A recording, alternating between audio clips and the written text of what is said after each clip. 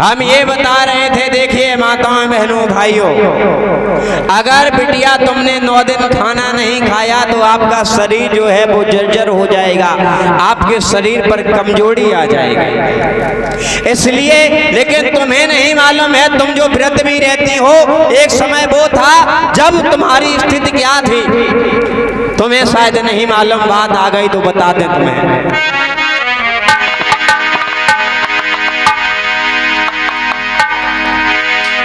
कि बहनों पढ़ लेती अपनी जो तुम दुर्दशा, बहनों पढ़ लेती अपनी जो तुम दुर्दशा, जल चढ़ाने पत्थर पे जाती नहीं। बहनों पढ़ लेती अपनी जो तुम दुर्दशा, जल चढ़ाने पत्थर पे जाती नहीं।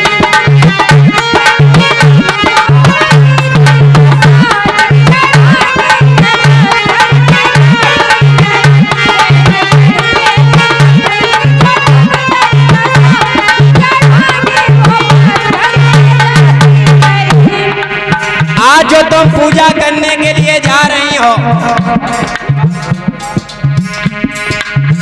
आज जो तुम जल चढ़ाने के लिए जा रही हो, तुम्हें नहीं मालूम, अगर तुमने अपनी प्राचीन स्थिति को पढ़ लिया होता, तुमने अगर अपने बारे में पढ़ लिया होता, जान लिया होता कि पहले तुम्हारी स्थिति क्या थी, तो भैया धीर सिंह, ये माताएं बहनें कभी जल चढ़ाने के लिए नहीं जाती। ए माताओं बहनों, बहनों पढ़ लेती अपनी जो तुम दुर्दशा, जल चढ़ाने पत्थर पे जाती नहीं।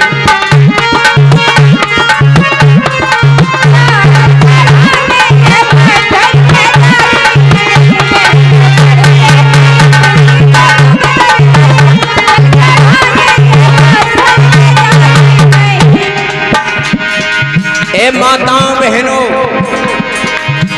बहनों पढ़ लेती अपनी जो तुम दुर्दशा, जल चढ़ाने तुम पत्थर पे जाती नहीं। और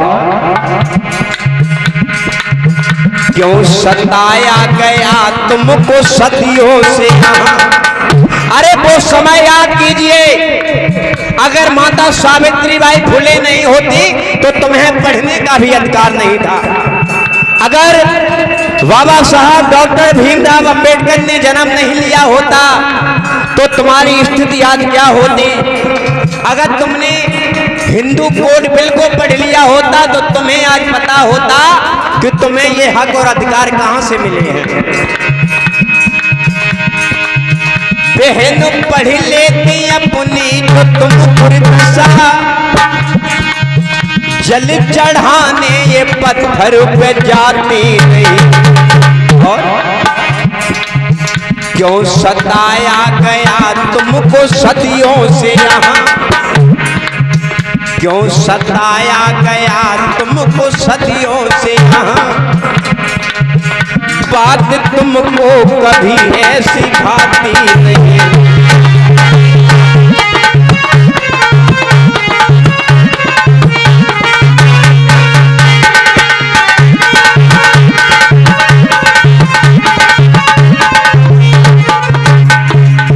सोच के देखिए, जब गोस्वामी तुलसीदास जी जैसे लोगों ने ये लिख दिया, ढोल गमार शूद्र पशु नारी सकल ताड़ना के अधिकारी।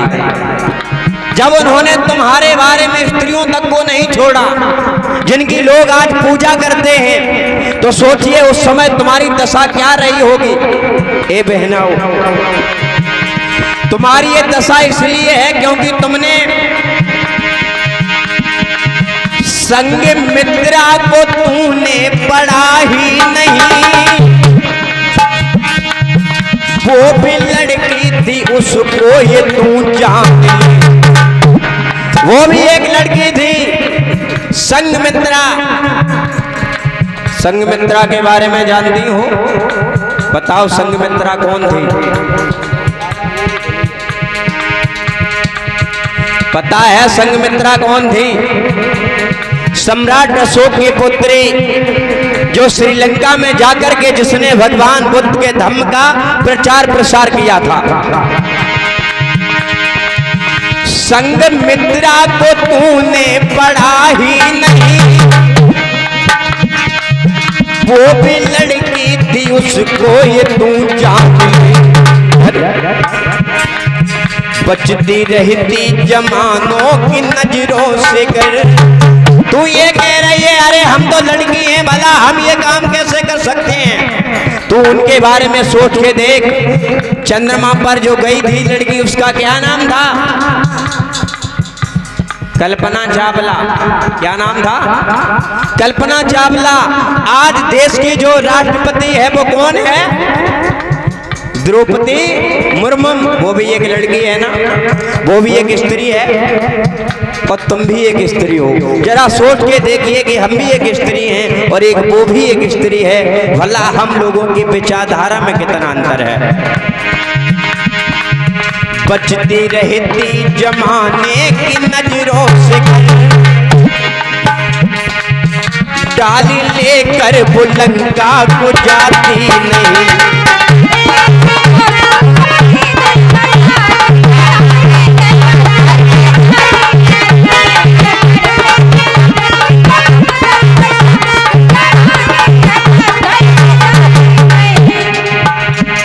अगर वो लड़की भी संसार की नजरों से बचती रहती, मैं ये काम नहीं करूंगी, लोग कहेंगे अरे ये लड़की होकर के ये काम कर रही है। आज बताइए लड़कियां क्या नहीं कर रही हैं? लड़कियां गाड़ी चला रही हैं, लड़कियां हवाई जहाज उड़ा रही हैं, लड़कियां फौज में भर्ती हो रही हैं, लड़कियां पुलिस में लगी हुई हैं, लड़कियां इस देश की प्रधानमंत्री रही हैं, लड़कियां इस देश की राष्ट्रपति रही हैं, लड़कियां राज्यपाल रही हैं। लड़कियों ने क्या नहीं किया है? लेकिन तुम्हें पढ़ने की जरूरत है।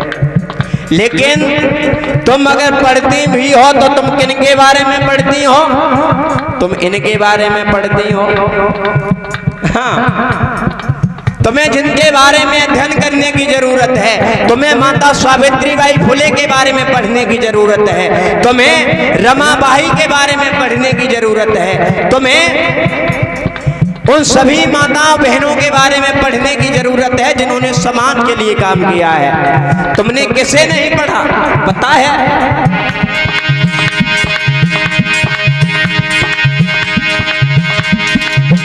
जो हवस के पुजारी है बहनों सुनो, देख तुमको ये थर थर कांपेगा। जो लोग माता बहनों के आबरू के साथ में खेलने की बात करते हैं, जिन्होंने माताओं बहनों को केवल उपभोग की एक वस्तु समझ के रख लिया है, और लोगों को बताना चाहते हैं माताओं बहनों तुम्हें बनना कैसा है? तुम्हें पापा की परी नहीं बनना है, तुम्हें पापा की शेरनी बनना है। जो हवस के पुजारी हैं बहनों सुनो, देख थर थर कांपेंगे तुझको ये। लेकिन तो किस बात का है? किस बात का? फूलन देवी को तूने पढ़ा ही नहीं। फूलन देवी के बारे में कितनी माताएं बहनें जानती हैं? कोई माता बहन जानती है फूलन देवी के बारे में? जो जिला जालौन की रहने वाली थी। फूलन देवी के साथ में 22 लोगों ने एक साथ बल किया था। उसके बाद फूलन देवी ने और 22 लोगों को एक लाइन में खड़ा करके गोलुओं से पूछ लिया तुमको ऐसा बनना है।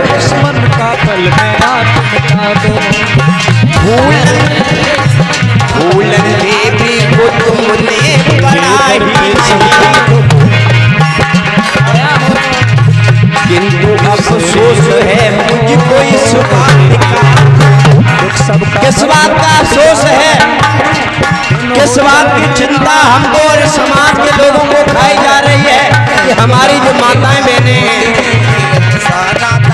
किंतु अफसोस है मुझको इस बात का, फूलन देवी तुम बनना चाहती नहीं।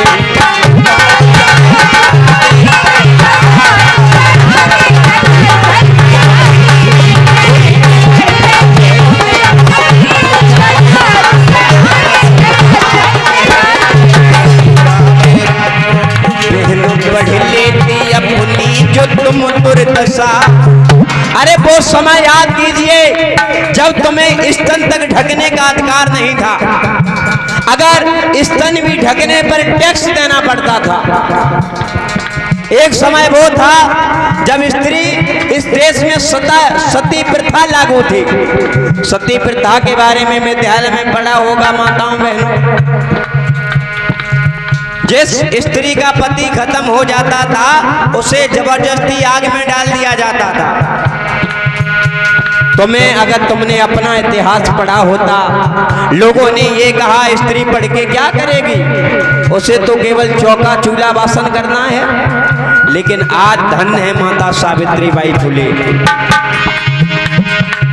बहन पढ़ लेती अपनी जो तुम दुर्दशा, जल चढ़ाने ये पत्थर पे जाती नहीं।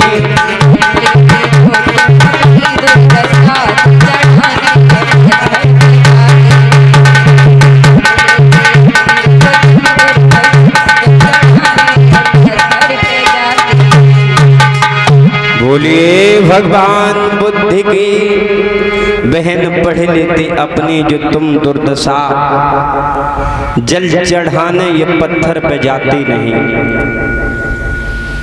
माँ साहब कितनी देर है, बुलाइए।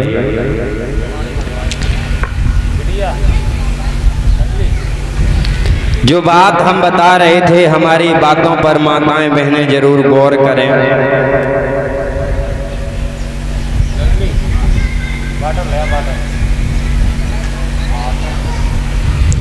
क्योंकि अगर आपने हमारी बातों पर गौर नहीं किया, हमारे बारे में